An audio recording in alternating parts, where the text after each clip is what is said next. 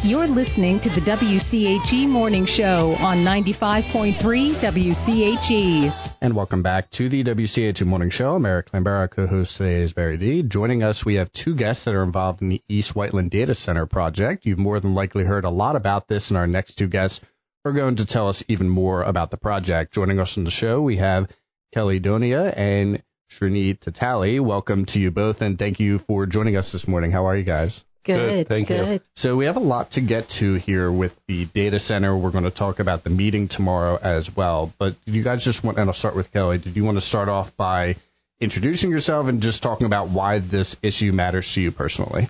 Sure. I'm Kelly Donia, and I've been a resident of Chester County off and on for my entire life. I live and I work directly across from this data center. I have two properties, my home and my office. My home's across on one side, and then if you go around, it's on my office is on the other. And that's a big part of my retirement. And I'm also, I love Chester County. I love Westchester. I went to school here, and I want it to be a beautiful place to be. And this data center is really going to affect the landscape of our county, East Whiteland Township, and in small my neighborhood. So the quality of life as well. And we'll certainly get to that. Do you want to introduce yourself as well? Yeah, thank you. My name is Srinivas Tetali, Srini for short. I'm a medical doctor, and like Kelly, I live in the Malvern Hunt neighborhood. We've been here like for the last 18 years. My kids grew up in this area, and they went to middle school in the Great Valley Middle School. We moved here for the same purpose as what Kelly was talking about, which is that it's a beautiful area. We love the greens, we love the trail, we love the people that we live with, and our neighbors, and we want to see that it kind of remains that way and the nature is preserved. Absolutely. And now, for listeners who may not be familiar, what exactly is being proposed right now? Do you just want to dive into some of the specifics? Sure. So initially, in 2018, it was a 700,000 square foot data center. And in 2018, data centers looked a lot different than what they're looking at present day. And then the next approval came without our knowledge, without any contact to the neighborhood or surrounding area, 1 million square feet data center during COVID, right? Now they're coming through with an amendment where they want to increase the size by 61% to 1.6 million square feet. One of our friends is calling it the beast, because it is. It's the size of literally of Lincoln Financial Field where the Eagles play. It's the size of King of Prussia Mall. And it's basically taking up almost a mile square of property. And it's going to really change, like I said, the landscape and the experience and the environment of our town. I think mentioning King of Prussia Mall is I think that really puts it into perspective, because that's one of the biggest malls in the country. Yeah, and they're saying, it's going to create so many jobs and so much money, tax money. It will, short term, create a lot of construction jobs. I'm in the construction business. I'm in the commercial construction business. I'm pro-development all the way. But this is going to be a short-term thing. After this 1.6 million square foot property is built, only 30 people will work there. Yeah. Yeah, after the construction of it. Mm-hmm. So going over to Srini, the same question here. For listeners who may not be familiar, did you have any additional context to provide there? Yes, I do. As a matter of fact, a large data center is going to create a lot more problems for health of the people that live very close to it. And as a medical doctor, and we have a urgent care center in this area, what we have seen when we have tended to the health of all of the people and our neighbors, and what it's going to do is that it's going to create a lot more health-related issues long-term. So with all the pollutants that come out of it, the sound pollution, the water pollution, and these kind of things that will actually lead people to have asthma issues, who already have respiratory issues and cardiovascular issues. And the most important thing here is if you think about the sound pollution, it's like what prisoners of war torture used to be, where they put you in a room and it's a constant hum type of noise. And that actually drove people crazy. So it's going to be very akin to that, with a constant hum that is going to never go away. Never. Yeah. Never. It can't shut down. If it shuts down, then all hell breaks loose. And there are 3 schools. I mean, we have our 2 neighborhoods. There's more neighborhoods than that.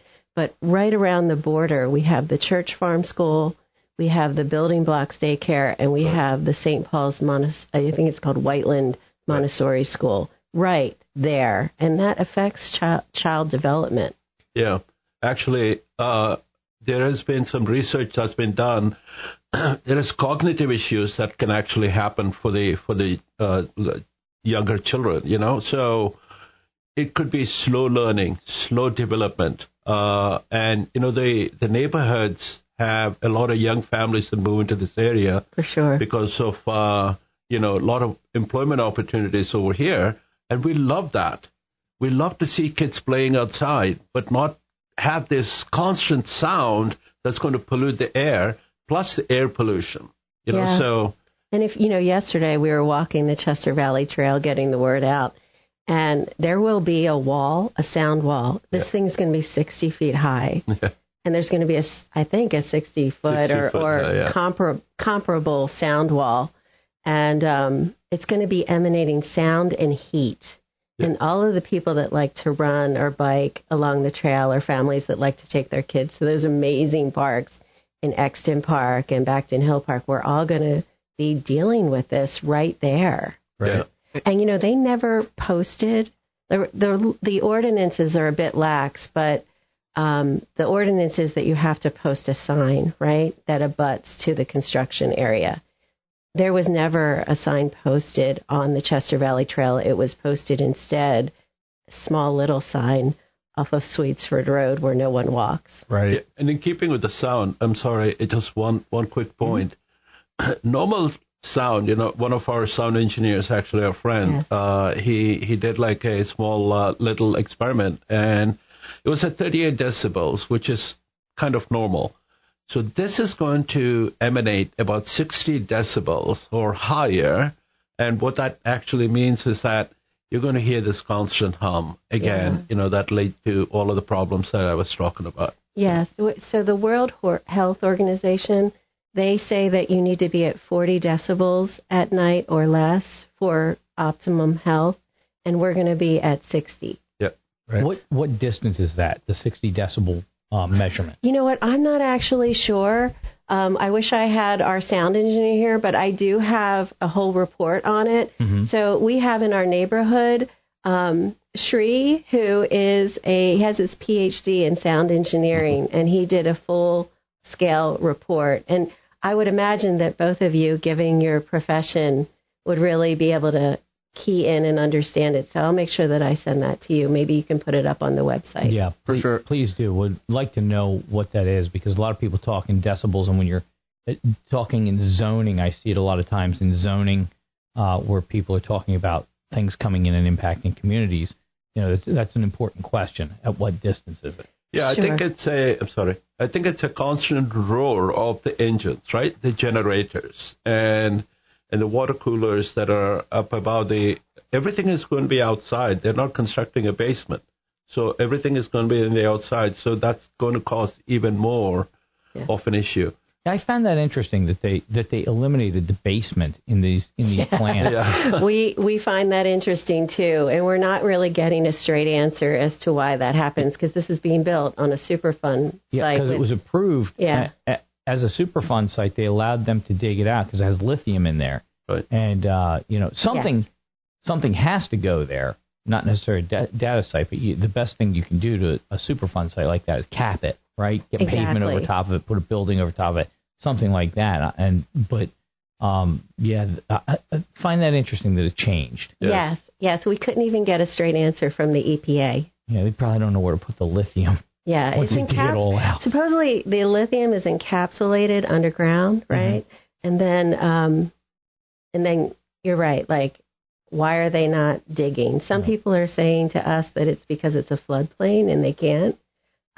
They switched from water cooling system to air chillers, and the air chillers are a second level. So from a sound standpoint, right, these aren't sounds that are going to be made mostly at the base. Some will, but this is going to be 60 feet up sound. So when a church bell rings, how far the sound goes. That's what we're talking about. Those are going to be humming away on the top. These ain't no church bells. No, they're not. They're not. And I think it's worth noting that not only is this going to have a big effect locally, it'll have effect on all of Chester County, not just in the immediate area. Yes, and right.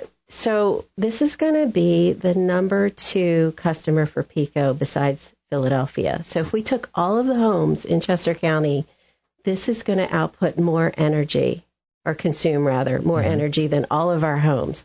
All of our utility bills are going to go up. This is going to change everyone's life in Chester County. And we have even seen that with the latest PECO measure. Yes. I know that they talked about increasing like 12%, I think it was. Yes. Yep. So you already sort of are seeing that come into fruition here. Now, we talked about some of the concerns here as far as the noise as well as the pollution, but what are you hearing from people in the community? What concerns are people having beyond that? Yeah, I think one of the things is the most important thing that people are afraid of is the dropping of the real estate rates. And that is an economic concern. And currently in the atmosphere that we're in, which is kind of a disturbing economy, we have this thing that's going to go up and very quickly. So people are afraid that they're going to, have to face this issue. The other thing is, like I spoke about, people are asking, is this going to be affecting my children? Is this going to affect the health of my elderly parents that come and visit me? So all of these issues kind of bring up a point to where you think about, okay, what is the overall effect of a data center that's going to be built so close to a residential neighborhood? It just does not make sense to build a data center so close to a residential neighborhood. Like Kelly said, we're not against development. We all use AI, So I find it is important and necessary for us, but at the same time, plan it properly and plan it well, not next to a neighborhood. And I think that's something, Barry, you've touched on as well. Yeah, I don't understand why they're not putting them out built towards the mountains, right? Yeah. There's still plenty of water out there. There's no problems, and it's not very dense as you head out northwest in Pennsylvania. Yeah. And they also have the ability to power them there because of the Marcellus Shale. And in fact, they are doing those projects now where they're putting power plants right next to where they're going to be putting the data center.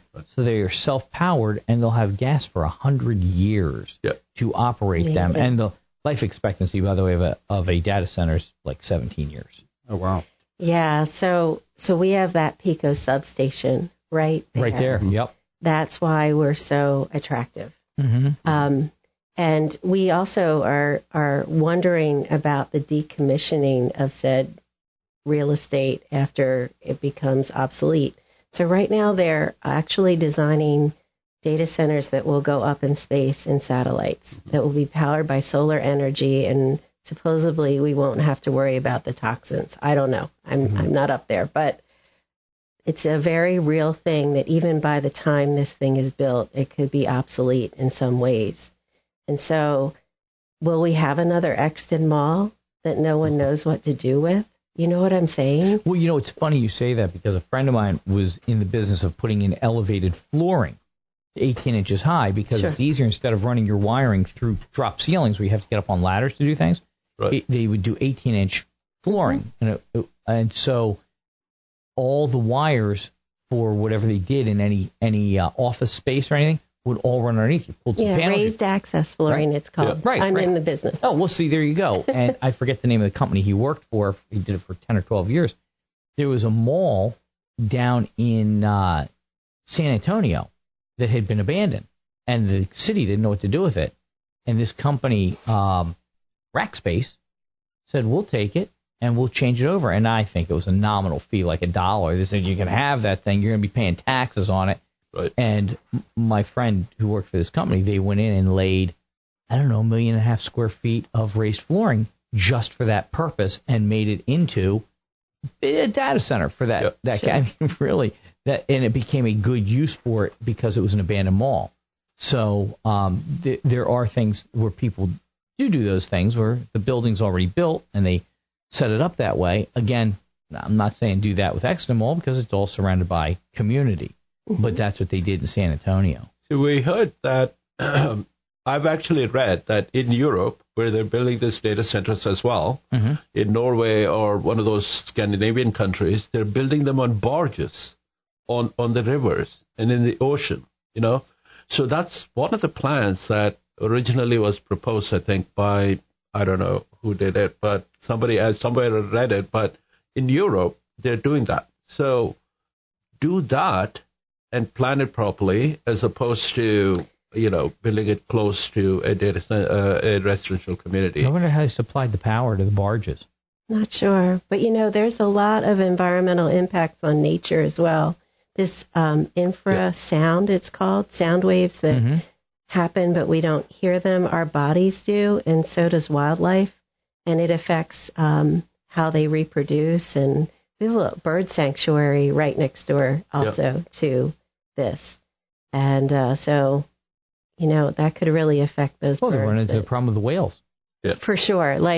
With the windmills. I think that's my biggest concern is we have so much uncertainty around this issue. We need to all pause. And now that we've gotten into some of the specifics as far as the pollution and some of the environmental aspect, I wanted to get into the meeting and just ways that people can help with this issue. And so the next question I have here, so if residents are concerned about this proposal, what are ways that residents can get involved? Yes, number one is show up at the meeting tomorrow night. It's at 6 p.m. It's at the Penn State Great Valley Auditorium. Our lawyers who are helping us say that our number one superpower is live attendance.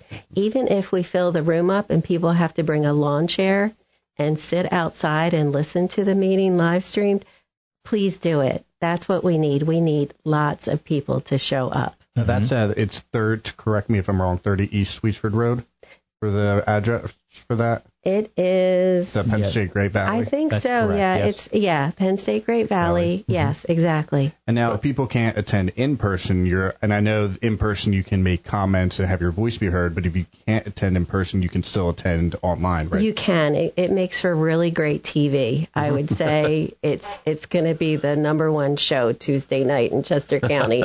Right. And what are some other ways? And that's tomorrow night, actually. Tomorrow night, yeah. The 14th. Now, what are some other ways if people are not able to attend it in person or on Zoom? What are other ways that people can get involved here? So if you go to our Instagram account, which is stopdatacenters.pa, you'll see a lot of links on there for more info, but there's an important petition that you can sign. You don't have to be an East Whiteland resident to sign it. Go ahead and sign that petition. And then also, if you go to eastwhiteland.org, you'll see our 3 supervisors. The Board of Supervisors is they're our judicial and our legislative branch in East Whiteland, and they have the full power to turn this amendment down. So you can email them, Scott Lambert, Peter Fixler, and Clinton Smith. Now, You were also saying this really isn't an amendment, aren't you? This is more than that because it was already approved at 1 million square feet. Yeah, right? This is a 61% increase. So I'm in commercial construction. I'm a sales rep that calls on architects and designers. Mm-hmm. Every architect that I've asked about this says that it is just crazy to think that a 61% increase is actually not a new plan, but an amendment. So that's what we're asking our Board of Supervisors. Please turn down this amended plan. But they could do the 1 million square foot one. They cannot. They say they can, but in truth, it's already not enough power, and it's not going to fuel the AI that we need for a data center at this point. But that one was approved. That one was approved by the supervisors and the zoning hearing board. It was. So the problem with having a large data center such as this is even whether it's 1 million square feet or 1.6 million, square feet, it's only going to increase the production of the pollutants that I was talking about earlier. Just to give people an example, there's something called black carbon that's eliminated from that, and nitrogen oxide, which is also eliminated from that. Yeah, NOx. Yeah, and black particulate matter that is eliminated from these things. So we're not talking about, a clean air system. What are the methods by which they're going to clean the air? We don't know that. What produces those pollutants? Because for the generators. When they run the generators. Are only for emergency use, right? They're normally going to run. But if they need more power, they're going to run those generators. And so as AI ramps up, if they can't supply it, they will run it. Okay, so there's a chance it could spool up and just not shut down. They're going to be running 24/7 is what we heard. Okay. Yeah. So that's what causes this production of this type of pollutants, which actually cause a lot of issues. I don't have to tell you. I'm sure you already have an understanding of what's really going to happen once these pollutants are out there. Right. So that's what's causing the concern. And to Kelly's point earlier, we have a lot of wildlife. There are a lot of children in the area. So we don't know what's really going to happen with all of this. So. And that's 68 generators. I mean, yeah, it's massive. Yeah. And, they are still going to use water. And what they do is they recycle the water. Yeah. And what forms is this sludge. And it has a lot of harsh stuff in it. So here we are taking a Superfund site that they've spent, the last 20 years trying to clean up. And we're just going to pollute it again. Yeah. Right. Again and again and again. And then if they walk away from this, there's going to be a ton of lithium left over that we're going to have to deal with again. Yeah, and that's just one of many concerns, as you pointed out. Yeah. Now, I did have a couple more questions. We really appreciate you guys' time this morning. The next question I wanted to go to, so the Board of Supervisors were listening right now. What would you say directly to them? Is this the legacy that you want to be remembered for in your time of service? Is this really what you want to be, the Board of Supervisors that approved the East Whiteland Data Center? And I would say the fact that we have seen this kind of really blossom over the last 2 months of the amount of public support. Yeah. So listen to the public voices, right? Yes. Listen to the people. Listen to what they're saying. If they don't want something, don't do it. Because these are the people who always go and vote in the elections, right? Who pay taxes. Yes. And who are great law-abiding citizens. Exactly. Yeah, and I think things like these are what people will remember when they go to the polls. For sure. As far as you mentioned, the legacy, people, Oh, we will remember this. Yeah. This is not over. Yeah. So exactly. The original plan, the original 1 million square foot. So I'm not following this completely on this type of thing. So you have to help me out with it. How long was that running through the process at the township level from the time they applied to the time they got approved? Do you have any idea? You know what? I'm not sure of those specifics, but again, we can get that information for you. I do know that it was 2021 when it was approved, kind of, like I said, under the cloak of COVID. And then in January, I heard of a meeting, and then there was another meeting that I watched on online. And when I watched that meeting online, that was all I needed.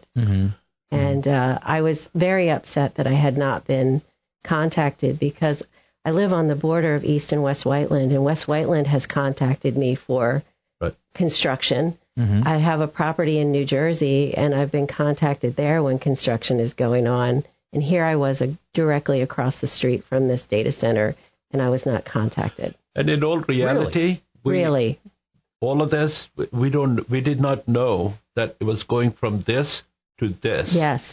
Yes. So we didn't know that even when the first thing was approved. So, I mean, why isn't there a lack of communication with the people who live in East Whiteland Township? Yeah. Normally, the law is for second-class township codes is 500 feet notification. We have no, in our ordinances, it's my understanding that we have no measurement. Really? Mm-hmm. Yeah. So here's the issue, and this is across the whole country. You're seeing this.